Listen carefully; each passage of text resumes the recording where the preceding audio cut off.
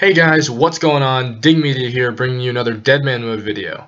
This time I'll be talking about the ins and outs of obtaining the Ancient Magicks spellbook as quickly as possible.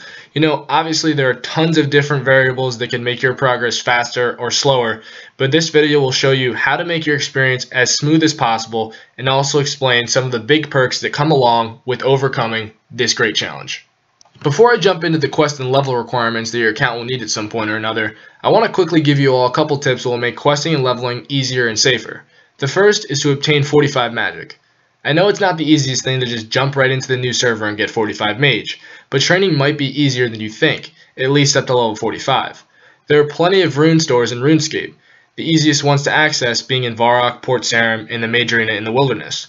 45 magic grants you Camelot teleport and all of the previous teleports, which save tons of time when doing quests and give you an escape for when you're being attacked.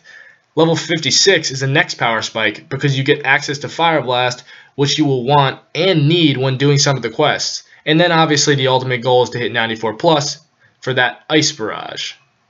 In addition to magic, another tip right off the bat is to level fishing and cooking.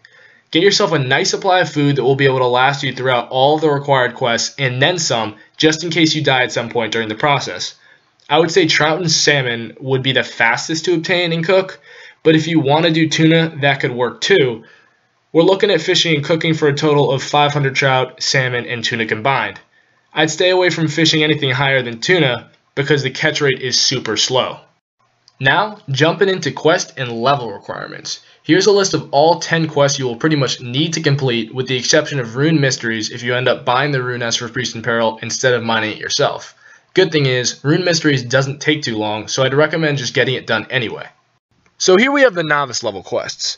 These are the quests that shouldn't be that difficult or time consuming to complete. Another thing is, these first 5 quests don't have any level requirements, so you can get them done at a low level. The one exception to that is Priest in Peril, which just requires you to kill a level 30 enemy.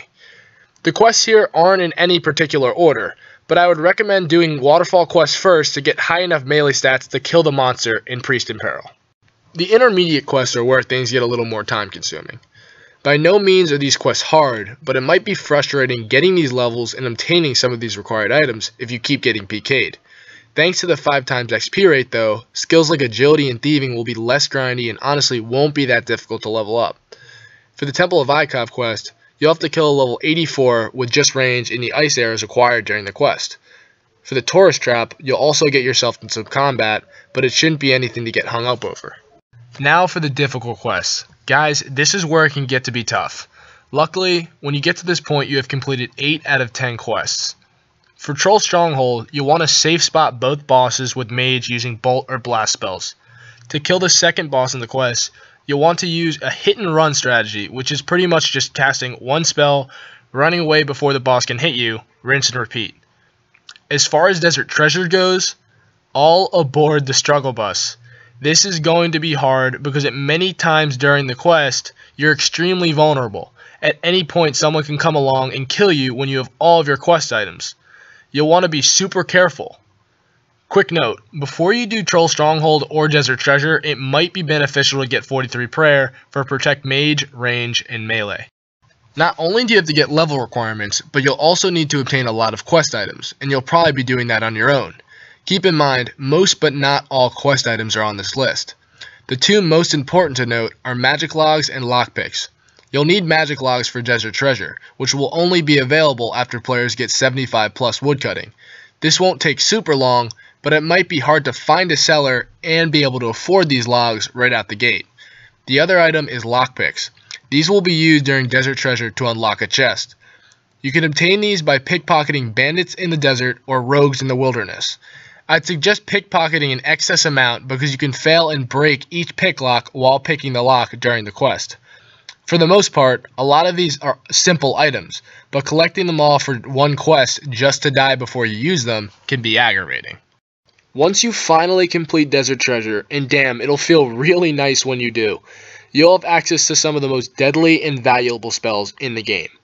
Compared to a Deadman without Ancients, you're at a big advantage. Not only do you have the teleports, but you will absolutely dominate PKing.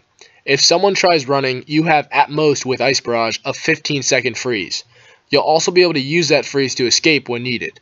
And don't forget that as well as freezing spells, you can use the blood spells to heal. Guys, that wraps it up for this video. I hope you enjoyed watching and now are a little bit more prepared to take on Desert Treasure for the Ancient Spellbook. Be sure to let me know what you liked or didn't like in the video in the comments, and subscribe if you've enjoyed. Take care, guys. Peace out.